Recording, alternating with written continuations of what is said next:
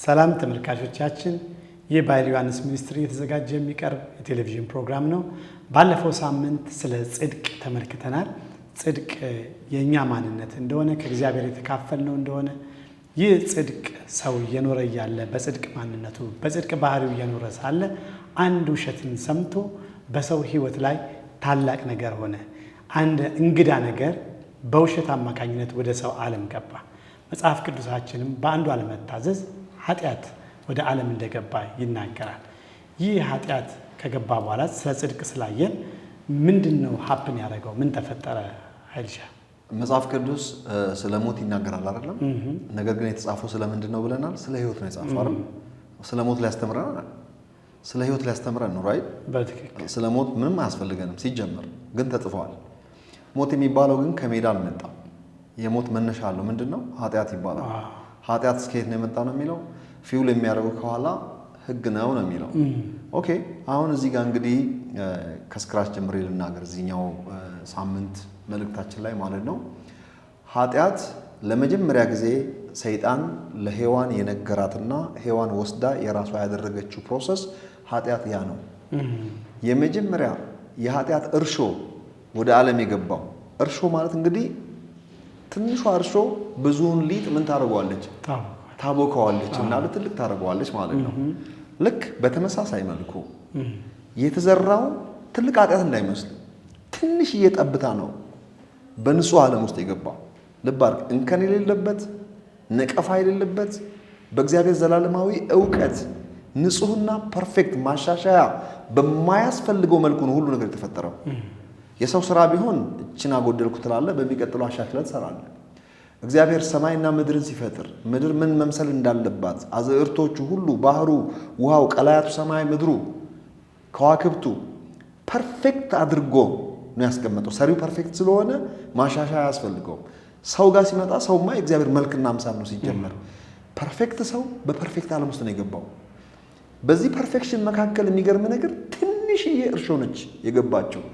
ለዚህ ሁሉ ኪዮስ፣ ለዚህ ሁሉ መከራ ሰማይንም ምድርንም ያናወጠ ራሱ እግዚአብሔርን ጭምር ኮስት ያደረገው ልጁ ኢየሱስ ክርስቶስን እስከ መስጠት ያደረሰው ኢየሱስም ውድ ሕይወቱን እንኳን አሳልፎ እስከ መስጠት ያበቃው በዛን ቀን የተዘራችው ትንሽዬ እርሾ ነች።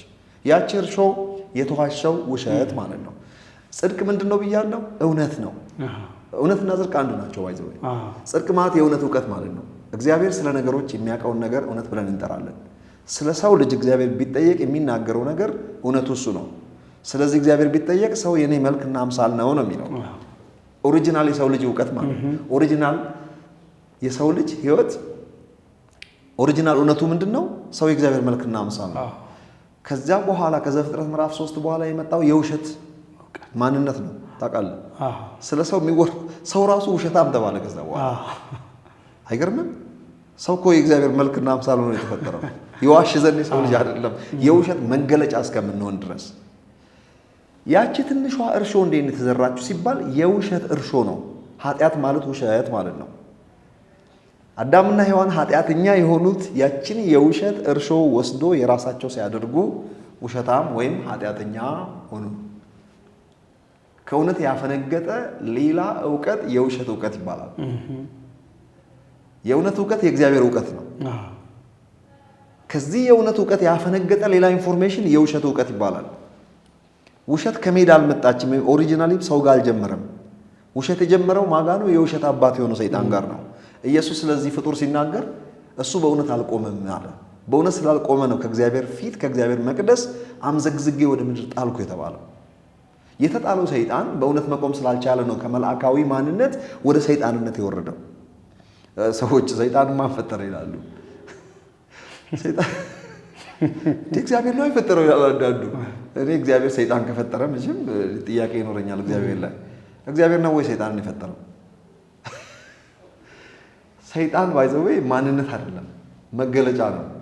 የሰይጣን ማንነቱ ኤንጀሊክ ኔቸር ወይም መልአካዊ ፍጥረት ነው። እግዚአብሔር መልአክ ነው የፈጠረው፣ ቅዱስ መልአክ። በመንገድህ በደል እስከተገኘብህ ቀን ድረስ በመንገድህ ፍጹም ነበርክ። ፍጹም መልአክ ነው የፈጠረው፣ እንደ ገብርኤል እንደ ሚካኤል አንድ አይነት ናቸው። እንዳውም ከአለቆች አንዱ ነው። የሚያምር ውብ የሆነ መልአክ ነው። በደል እስከተገኘበት ቀን ድረስ ነቀፋ አልነበረበትም፣ ግን በእውነት መቆም አልቻለም። ገብርኤልና ሚካኤል እስከዛሬ በእውነት ቆመዋል። እስከዛሬ የእግዚአብሔር መላእክት ናቸው። ያኛው መልአክም በእውነት መቆም ስላልቻለ ሲባረር ወደ ሰይጣንነት ተቀየረ። ሰይጣን ተቀየረ ማለት መልአካዊ ፍጥረቱን አጣ ማለት አይደለም። ሰይጣን በአይንህ ብታየው እኮ ቆንጆ ልክ እንደ ሚካኤልና እንደ ገብርኤል ክንፍ ያለው የሚያምር መልአክ ነው። በስታተስ ደረጃ ግን ሰይጣን ነው፣ ዴቪል ነው። ይኸውልህ በኔቸር ደረጃ ገብርኤልንና ሰይጣንን ጎን ለጎን አቁመህ አይንህ ተከፍቶ እግዚአብሔር የትኛው ነው ገብርኤል የትኛው ነው የወደቀው መልአክ ዲያብሎስ ተብለህ ብትጠየቅ እንደዚህ አይተህ መለየት አትችልም። መልአካዊ ፍጥረት ናቸው ሁለቱም። የምታውቃቸው ምን ላይ ነው? አንደኛው ሰይጣናዊ ነው፣ አንደኛው መልአካዊ ነው። ሰይጣን የሚለው ቋንቋ እንግዲህ የተገለጠበት መገለጫ ሰይጣንነት እንጂ ማንነት አይደለም። ማንነቱ መልአካዊ ፍጥረት ነው። ዲያብሎስ ማለት አሳች ማለት ነው። አሳችነትን የተላበሰው ማንነቱ እንጂ እግዚአብሔር ዲያብሎስ አይደለም። ማንነቱ መገለጫው ነው። እባብ ተብሏል። ሰይጣን እባብ አይደለም፣ ተናዳፊነቱን ለመግለጥ ነው፣ መርዛማነቱ። ዘንዶ ተብሏል በመጽሐፍ ቅዱስ። ሰይጣን ዘንዶ ነው ማለት አይደለም። ዘንዶ ይጠመጠምና ስብርብር አድርጎ ይውጣል። ሰይጣን ይውጣል። ዘንዶነትን አላበሰው እንጂ የሆነ ሚሽሎኮሎክ ዘንዶ እንስሳ ነው ማለት አይደለም። ይሄንን ከተናገርኩ የወደቀው መልአክ መጥቶ ለሔዋን የነገራት ኢንፎርሜሽን ወስዳ የራሷ አደረገች። ያ ኢንፎርሜሽን የውሸት እውቀት ይባላል። ያ የውሸት እውቀት ኃጢአት ይባላል። ለመጀመሪያ ጊዜ የእግዚአብሔር እውቀት ተዛባ። በተዛባ ኢንፎርሜሽን ውስጥ ሰው ልጅ መኖር ጀመረ። ያ የተዋሸን ውሸት ወስዶ አዳምና ሔዋን የራሳቸው ሲያደርጉ ኃጢአተኛ ወይም ውሸታም ሆኑ። ከእውነት እውቀት ወጥተው የውሸት እውቀት ውስጥ ተገኙ። በሌላ ቋንቋ ማንነታቸው ልክ እንደ ሰይጣን እነሱ ምን ሆኑ? ኃጢአተኛ የሚባል ማንነት ያዙ። እግዚአብሔር ኃጢአተኛ ሰው ፈጥሮ ያውቃል? የፈጠራቸው ምን አይነት ሰዎችን የፈጠረው? በመልኩና በአምሳሉ የሆኑ ቅዱሳን ንጹሐን የፈጠረው። አፈጣጠራችን በእውነተኛ ጽድቅና ቅድስና የተፈጠረውን አዲሱን ሰው የሚለው ቋንቋ ይህ በእውነተኛ ጽድቅና ቅድስና የተፈጠረው ሰው ዘፍጥረት ምዕራፍ 1 ላይ ነው። በዳግም ልደት የተገለጠበት ምክንያት ዳግም ልደት የሚለው ቋንቋ እኮ እንደገና እግዚአብሔር ውስጥ ገብተን ተወለድን ማለት አይደለም።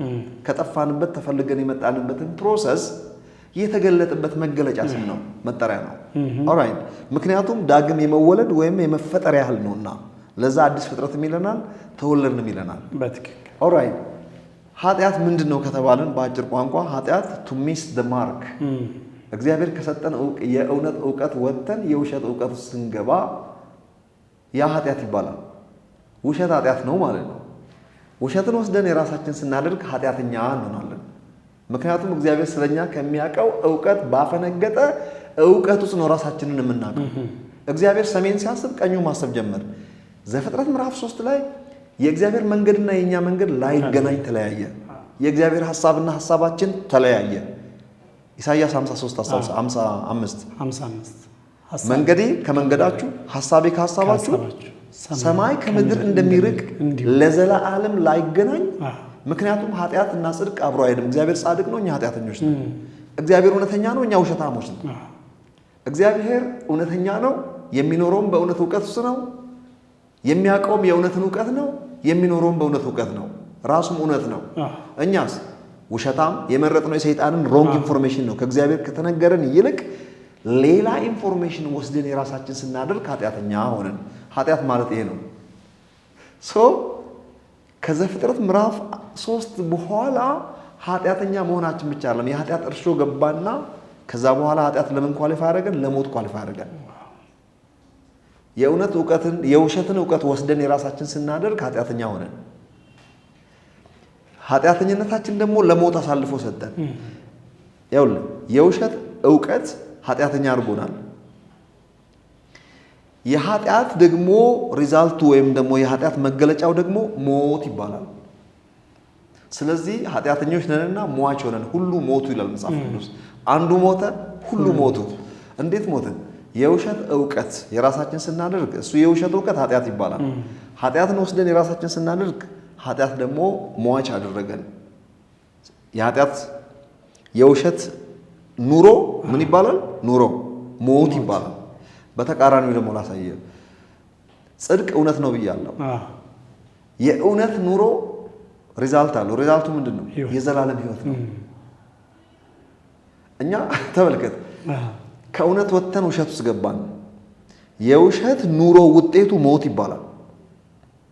ድሮ እውነት በነበርንበት ሰዓት የእውነት መገለጫው ምንድን ነው? ህይወት ነው። ከህይወት ወጥተን ሞት ውስጥ የገባነው በእንደዚህ አይነት ኦርደር ነው ማለት ነው። ከዘፍጥረት ምዕራፍ 3 በኋላ ኃጢአተኞች ስለሆንን ወይም ደግሞ ውሸታሞች ስለሆንን የኖርነው ኑሮ በሙሉ የውሸት ኑሮ ወይም የኃጢአት ኑሮ ነው። ዘፍጥረት ምዕራፍ 3 ላይ ምን ሀፕን አደረገ ብትለኝ፣ ሰው ከሬቨሌሽን ወርዶ ኢንፎርሜሽን ውስጥ የወረደበት ነው። ከመንፈስ ወደ ስጋዊነት የወረድንበት ቀን ነው። ከመንፈሳዊነት ከሰማያዊነት ወደ ፍጥረታዊነት ወደ መሬታዊነት የገባንበት ቀን ነው ያ ቦታ። አንደኛ ቆሮንቶስ ምዕራፍ 15ን ያነቡና ግራ ያጋባሉ ሰዎች። በጣም ቀላሉን ክፍል መሬታዊ የሚለው ቃል ሲላል ስለ አዳም መሬታዊነት ሲናገር አዳም ብሎ የገለጠው ስለ ሔዋን ባል ለመናገር አይደለም። አዳማዊነትን ወይም የውድቀታችን መገለጫ ስለሆነው ሰው ስሙን ተጠቅሞበት ማለት ነው። ምክንያቱም የጣለን እሱ ስለሆነ መሬታዊ ወይም ፍጥረታዊ የሆነው ሰው መቼ ነው? ዘፍጥረት ምዕራፍ 3 ላይ ነው። ከዚያ በፊትስ ሰማያዊ ነው ሰው። ሀገሩን በሰማይ ነበር፣ ከእግዚአብሔር ነው የተገኘው። መኖሪያውም በሰማያዊ ስፍራ በአብ ቀኝ ነበር። በትክክል ከወደቀበት ቀን ጀምሮ ፍጥረታዊ ነው። ከፍጥረቱም የቁጣ ልጅ የሚለው ቃል ይላል። ከፍጥረታቸው የቁጣ ልጆች የሚለው ከዘፍጥረት ምዕራፍ 1 ጀምሮ ነው የቁጣ ልጅ ነበር ነው። መቼ ነው?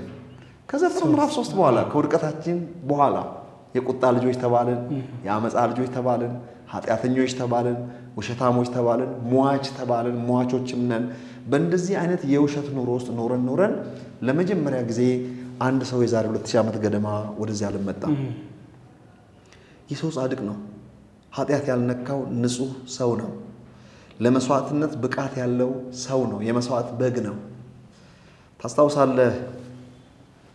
አብርሃም ልጁን ይስሐቅን ሊሰዋ በሞሪያ ተራራ ላይ ለመሰዋት ልጁን ይዞ ሄደ። ባጭሩ ከቤርሳቤ ምድረ በዳ 3 ቀን ተጉዞ ሞሪያ ተራራ ላይ ደረሰ። ሞሪያ ተራራ ማለት የአሁኗ ኢየሩሳሌም ቤተ መቅደሱ የተሰራበት ተራራ ማለት ነው። እግዚአብሔር ዓላማ ነበረው ያኔ እዛ ላይ ወጥተህ ሰዋልኝ ሲለው፣ እዛው ነው ኢየሱስ ክርስቶስ የተሰዋው። ባይተው ያኔ ኢየሩሳሌም አልነበረችም። እዛ ሲሄድ ልጁ ይስሐቅ ምን ጠየቀ? አባቴ ሆይ ማገዶውን ይዘናል፣ እሳቱን ሁሉ ይዘናል፣ የመስዋዕቱ በግ ወዴት አለ ብሎ ጠየቀው። አብርሃም ለልጁ የመለሰለት የመስዋዕቱን በግ እግዚአብሔር ያዘጋጃል ብሎ መለሰለት። አብርሃም እውነት ይሄ ገብቶት ሳይሆን ለልጁ ምን ብሎ ይመልስለት? ልጁ ሊታረድ እየሄደ ነው። ይስሐቅ አፍ ማሳዣ ነው፣ በቃ እንዳይጨቀጭቀው ነው። አይዞ እግዚአብሔር ያዘጋጃል አለው። ግን እኮ ይስሐቅን ለመሰዋት ነው እየሄደ ያለው። አልነገረው እግዚአብሔር ያዘጋጃል አለው። ግን ትንቢታዊ ቃል ነበር ይሄ ቃል።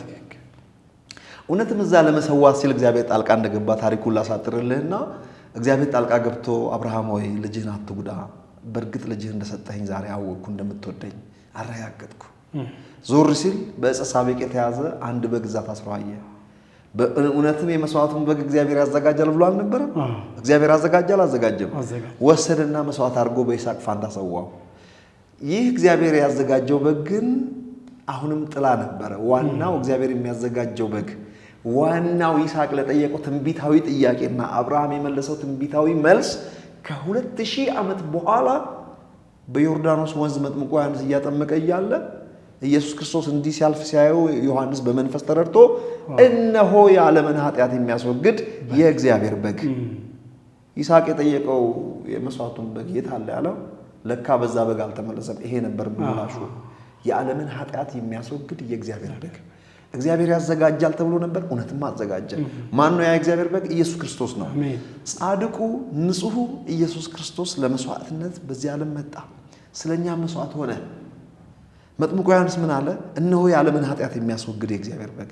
እንግዲህ ዓለምን የጨፈጨፈው ብዙዎቻችንን የገደለን ሲኦል የከተተ ኃጢአት፣ ሞት በዓለም ላይ እንዲነግስ ያደረገው ለዚህ ሁሉ መከራ የዳረገን ኃጢአት የሚባለው ነገር እግዚአብሔር ያንን ኃጢአትን ለመግደል ወሰነ። መጽሐፍ ቅዱስ ጥልን በመስቀል ገሎ አለ። ኢየሱስ ክርስቶስ ስለኛ በመስቀል ላይ በሞተ ጊዜ ምንድነው ሀብን ያደረገው? ኢሳይያስ ምዕራፍ 53 ስታነባብዲ የሁላችንን በደል በእርሱ ላይ አኖረ ይላል። የሁላችንን ኃጢአት በእርሱ ላይ አኖረ። ወደ ኋላ ለመልስና ኢሳይያስ ምዕራፍ 59 ላይ እንደዚህ ይላል፣ ልረዳችሁ ፈልግ ነበር አለ እግዚአብሔር። እግዚአብሔር እኮ ፍቅሩ አልቀነሰም። እውነት ነው።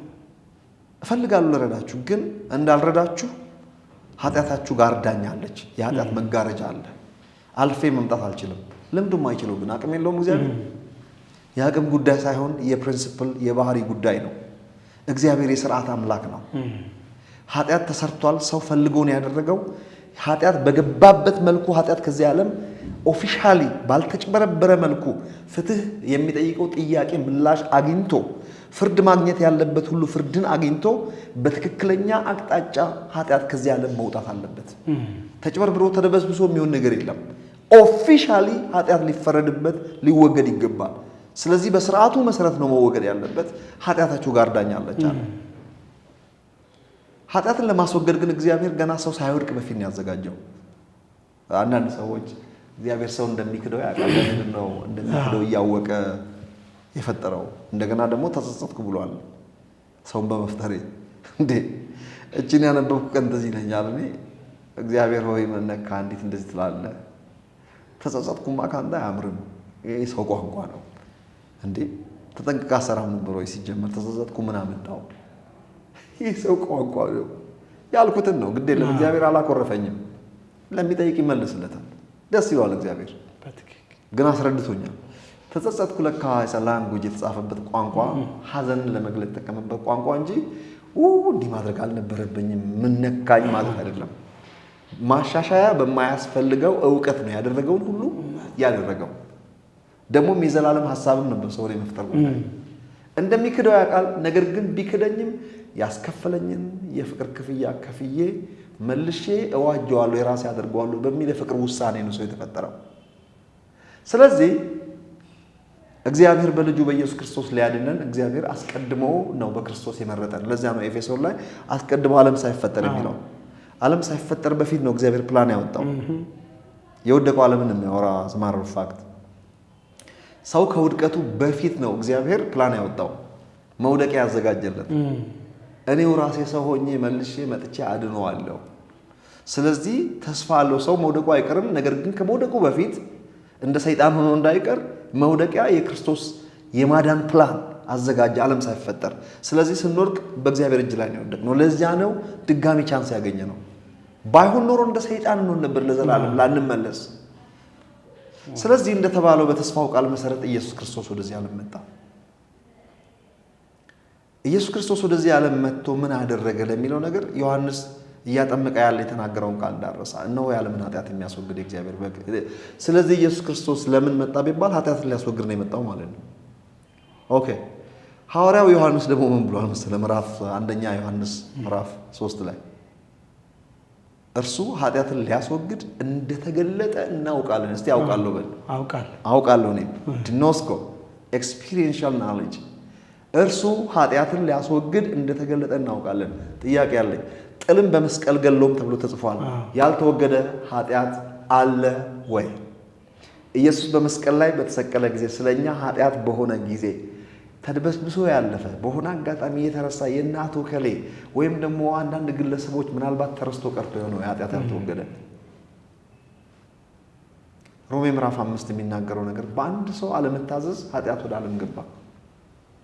በአንድ ሰው መታዘዝ ጽድቅ ከመጠን ይልቅ በዛ። ስለዚህ በደሉ ተመጸጋው ወይም ደግሞ የእግዚአብሔር ስጦታ ጽድቅ እንደ በደሉ መጠን አይደለም። ተመልከቱ፣ በአንድ ሰው አለመታዘዝ ሞት ነገሰ ነው የሚለው። በአንድ ሰው መታዘዝ ደግሞ እንዴት በሕይወት አብልጦ አይነግሱ?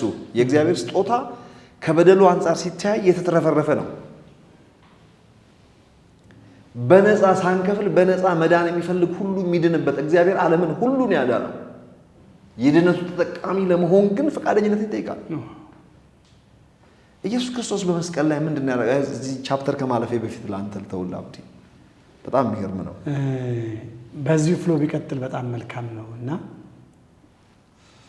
መስቀል ላይ ምን አደረገ? በጣም አሪፍ።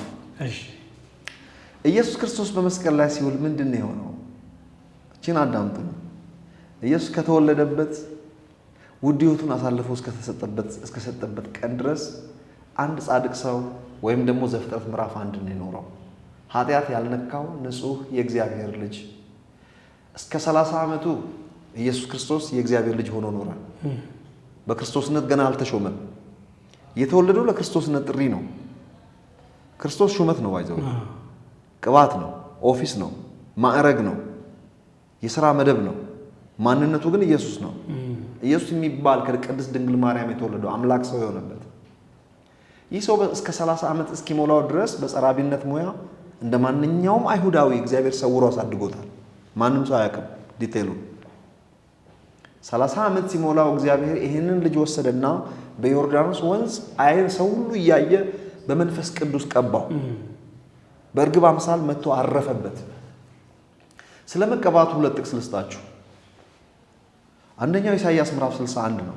ታስታውሳለህ? የጌታ የእግዚአብሔር መንፈስ በእኔ ላይ ነው፣ ለድሆች የምሥራችን ሰብክ ዘንድ፣ ለአንካሶች መዝለልን፣ ለዓይነ ስውራን ማየትን፣ በአመድ ፋንታ ዘይት፣ የደስታን ዘይት ቢውሪ ፎር አሸስ፣ እግዚአብሔርም የሚበቀልበትን ዓመት አበስር ዘንድ፣ እግዚአብሔርም ለክብሩ የተከላቸው የጽድቅ ዛፎች እንዲባሉ ለዚህ ፐርፐስ ቀብቶኛልና። ስለ ኢየሱስ ክርስቶስ ትንቢት ነው። ሉቃስ ላይ ኢየሱስ ክርስቶስ ዛሬ ተፈጸመ ብሎ ይሄን ቃል አንብቧል። ስለዚህ ተቀብቷል፣ ተቀባሚ ኢየሱስ ተቀብቷል። ቀቢ እግዚአብሔር አብ፣ ተቀቢው ሰው የሆነው ኢየሱስ ክርስቶስ፣ ቅባቱ መንፈስ ቅዱስ ነው። ሐዋርያ ሥራ ምዕራፍ 10 አንድ ጥቅስ ልጨምርላችሁ። ከ38 ጀምራችሁ አንብቡ። እንደምታውቁት ይላል የናዝሬቱ ኢየሱስን እግዚአብሔር በመንፈስ ቅዱስ በኃይልም ቀባው። ተቀብቷል። ሰው ነው የሚቀባው። ከተቀባ ለሥራ ነው የተቀባው። ሹመት ነው ቅባቱ። በክርስቶሳዊ ቅባት ተቀባ፣ ተሾመ። ኢየሱስ ክርስቶስ የያዘው ማዕረግ ክርስቶስ የሚባል ሹመት ነው የተሾመው። ጠቅላይ ሚኒስትር አይደለም፣ ፕሬዚዳንት አይደለም፣ ቢሾፕ አይደለም፣ ፓስተርነት አይደለም። የተቀባበት የቅባት የክርስቶሳዊ ጥሪ ከዛ በፊትም አልነበረም፣ ከዛ በኋላም አልነበረም። እንዲህ አይነት ሹመት የከበረ በዓለም ላይ የለም። ሹመቱ ግን ለሥራ ነው። ኢሳይያስ 61 ተናግሬያለሁ። ለምን እንደተቀባ የሐዋርያ ሥራ ቅባት የተቀባበት ወንጌልን እየሰበከ የምሥራቹን ቃል እየተናገረ ሙታንን እያስነሳ ድዌዎችን እየፈወሰ አጋንንትን እያስወጣ መልካምንም ሁሉ እያደረገ ዞረ ከተቀባ በኋላ። ስለዚህ በ30 ዓመቱ እግዚአብሔር ቀባው። 3 ዓመት ተኩል አገለገለ በክርስቶስነት ጥሪ። ካገለገለ በኋላ ስለኛ የመጣበት ዋናው አገልግሎቱ አንድ ላይ የሚያካትተው ስለ ሰው ልጆች ኃጢአት ውድ ሕይወትን አሳልፎ መስጠትን ይጨምራል። እኛን ኃጢአት አዋርዶን የተዋረድን ነበርን። ውርደታችን ኃጢአተኛ ስለሆንን ነው። ክቡር ሆነን ሳለን እንደሚጠፋ እንስሳ ሆነን ኃጢአትን ያዋረድን። የውርደታችን ጥግ እስከ ሲኦል ድረስ ነው የተዋረድነው። ከሲኦል በላይ ዝቅታ ስፍራ፣ የውርደት ስፍራ የለም። እስከዛ ድረስ የእኛ ሕይወት የወረደው ያድርስ ነበር። የኃጢአት መጫወቻ፣ የሰይጣን መጫወቻ ነበርን፣ አናውቀውም እንጂ። ስለዚህ ኢየሱስ ክርስቶስ ሞታችንን ሊሞት ስለመጣ በሶስቱ መስቀል ላይ ኢየሱስ ክርስቶስ ያደረገው የእኛን ኃጢአት ተሸከመ። ኢሳይያስ ምዕራፍ 53 የሁላችንን ኃጢአት በእርሱ ላይ አኖረ አለ። አኑሮ ምን ሊያደርገው ነው? ጥልን በመስቀል ገሎ ተብሎ እንደተጻፈ ያንን ለዚህ ሁሉ መከራ ያበቃንን በአዳም አማካኝነት ያ እርሾ ገብቶ ለዚህ ሁሉ ያበቃንን ሰብሰብ አድርጎ በልጁ በኢየሱስ ክርስቶስ ላይ አኖረ። 3ቱ ቀናት ለኢየሱስ ክርስቶስ የሕማማቱ ቀናት በደንብ እንድታውቁ ያስፈልጋል። የአንድን ኃጢአተኛ ሰው ስፍራ የወሰደበት ስፍራ ነው። ወገኖቼ ወንጌል እየሰበከን ነው። እውነቴን ነው የምላችሁ። ታስታውሳላችሁ የሁላችንን ኃጢአት በእርሱ ላይ አኖረ የሚለው ቃል ኃጢአታችንን ተሸክሞ ኢየሱስ ክርስቶስ ራሱ ኃጢአት ሆነ። 2ኛ ቆሮንቶስ ምዕራፍ 5 ቁጥር 21 ኃጢአት ያላወቀው ልጁን ስለኛ ኃጢአት አደረገው እኛ በእርሱ ሆነን የእግዚአብሔር ጽድቅ እንድንሆን። ወይም ገላትያ ምዕራፍ 3 ቁጥር 13 እና 14 ስለኛ እርግማን ሆነ እኛ የአብርሃም በረከት ባለቤት እንድንሆን ነው የሚለው። ኢየሱስ እርግማን ሆነ፣ ኢየሱስ ኃጢአት ሆነ። በመስቀል ላይ እግዚአብሔር በጭካኔ ኃጢአትን ቀጣ። ኃጢአት ሲቀጣ ኃጢአትን ልጁ ላይ አድርጎ ነው አንድ ላይ የቀጣው። የኃጢአት ቅጣት ደግሞ እስከ መስቀል ብቻ ሳይሆን እስከ ሲኦል ድረስ ነው ኃጢአት የሚቀጣው። አንድ ኃጢአተኛ ቢሞት በመስቀል ላይ የሥጋ ሞት ብቻ አይደለም፣ መንፈሳዊ ሞት እስከ ሲኦል ድረስ ያጠቃልላል። ስለዚህ ኢየሱስ ክርስቶስ ሶስቱንም የሰው ሞት፣ ሥጋዊ ሞት፣ መንፈሳዊ ሞት፣ ዘላለማዊ ሞት የሚለውን ሶስቱንም ሞተልን። ሞቱ አልቀረም። ኢየሱስ ክርስቶስ ከሙታን ተነሳ። መንፈስ ቅዱስ ከሙታን ሲያስነሳው ተመልከቱ። አሁን ብቻውን አልተነሳም። እዚህ ጋር ነው ጉዳዩ። ጥል ተገደለ፣ ኃጢአት ተወገደ፣ ይቃወመን የነበረው የዕዳ ጽሕፈት ተደመሰሰ። ምን ቀረሽ? ኃጢአት አለ በዓለም ላይ ንገረኝ። ኢየሱስ ትቶት ሄደዋል? የእነማንን ኃጢአት ነው ረስቶ ሄደው? የእነማንን ኃጢአት ነው ያልወሰደው? የሁላችንን ኃጢአት በእርሱ ላይ አኖራል። ኃጢአት እኛም ባሪያ አድርጎን ነበር። መጽሐፍ ቅዱስ ኃጢአትን የሚያደርግ የኃጢአት ባሪያ ነው የሚለው። የኃጢአት ባሪያዎች ነበርን። ጻድቃን ቅዱሳን የነበርን ሰዎች ማለት ነው። ከዘፍጥረት ምዕራፍ 3 በኋላ የኃጢአት ባሪያ። ፊልጵስዩስ ምዕራፍ 2 ስለ ኢየሱስ ክርስቶስ ማንነት ሲናገር በምስሉም እንደ ሰው ተገኝቶ በባሪያ መልክ ራሱን አዋረደ፣ ይኸውም እስከ መስቀል ሞት ድረስ የታዘዘ ሆነ። ከዚህም የተነሳ እግዚአብሔር ያለ ልክ ከፍ ከፍ አደረገው፣ ከስም በላይ የሆነውን ስም ሰጠው። ይህም ኢየሱስ ክርስቶስ ጌታ እንደሆነ ምላስ ሁሉ ይመሰክር ዘንድ ጉልበትም ሁሉ ለእግዚአብሔር አብ ይንበረከክ ዘንድ ነው አለ። በምስሉም እንደ ሰው ተገኝቶ በባሪያ መልክ ራሱን አዋረደ ከተባለ ምን አይነት ባርነት ነው የሚያወራው? እኛም የኃጢአት ባሪያ የነበርነውን ኢየሱስ ስለኛ የኃጢአት ባሪያ ሆነ። 3 ቀናት ኢሳይያስ 53 የሁላችንን ኃጢአት በእርሱ ላይ አኖረ። ኃጢአት ተገደለ፣ ጥል ተወገደ፣ የቀረ ኃጢአት የለም። መንፈስ ቅዱስ ሲመጣ ኃጢአትን በተመለከተ በእኔ ስለማያምኑ ሰዎችን የሚወቅሰው አለ። ስለዚህ ወገኖች የኃጢአት ዕዳ ተከፍሏል። የቀረ ኃጢአት፣ ያልተወገደ ያልተገደለ ጥል የለም። አሁን ኃጢአት የለም። ያለው ኃጢአት ሌላ ነው። ኢየሱስ ክርስቶስን ያለመቀበል ኃጢአት ነው የቀረው። ያልተወገደ ኃጢአት የለም። ምን ነው ዝሙት እርኩሰት ውስጥ ሉ ይሆናል? አዎ እርኩሰት ነው። እሱንም ማድረግ የለብንም። ለምን? እሱም በማድረግና ባለማድረግ የዘላለም ሕይወት የለም። የዘላለም ሕይወት ኢየሱስ ክርስቶስን በማመንና ባለማመን ላይ የተመሰረተ ነው። ዋጋ ተከፍሏል። ያልተከፈለ ምንም ነገር የለም። አብዲ ኮንክሉዥኑን ላንተርስት ፕሊዝ ጨርሰው። እንግዲህ አይሻ በጣም እናመሰግናለን። ሰዓት ስለሚገድበን ሰዓት ስለገደበን ሰፊ ሀሳብ ነው ያነሳነው። ሰፊ ሀሳብ ነው። ወደፊት ሰፋ አድርገን እንቀጥለዋለን። እውነት ነው የዓለምን ኃጢአት የሚያስወግድ የእግዚአብሔር በግ እሱም ኢየሱስ ነው። ኃጢአት ተወገደ። እኛና እግዚአብሔር መካከል ጋርዶን የነበረ እኛ እግዚአብሔርን እንዳናየው ያደረገ እግዚአብሔር ግን ለዘላለም አይኖቹ ከኛ ተነስተው አያውቁም። እኛ ከክብር ጎደልን እንጂ እግዚአብሔር ከክብሩ አልጎደለም፣ ከሀሳቡም አልጎደለም። እውነት በእኛ ላይ ነበር። እኛ ግን እግዚአብሔርን ማየት አልቻልንም።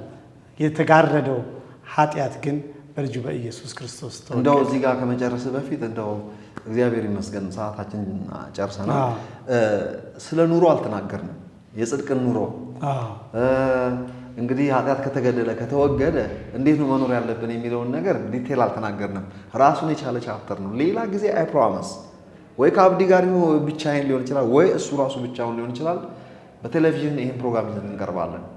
አንድ ጻድቅ ሰው ሆነ እንግዲህ ጽድቅ ከእግዚአብሔር ያገኘነው ነው። ማንም ሰው እንዳይመካ ከስራ አይደለም ተብሎ ተጽፏል። የእግዚአብሔር ነፃ ስጦታ ነው።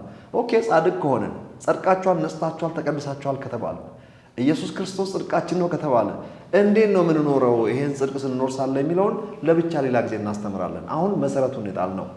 እግዚአብሔር ይመስገን። ታንክ ዩ። ደህና ሆኑልን።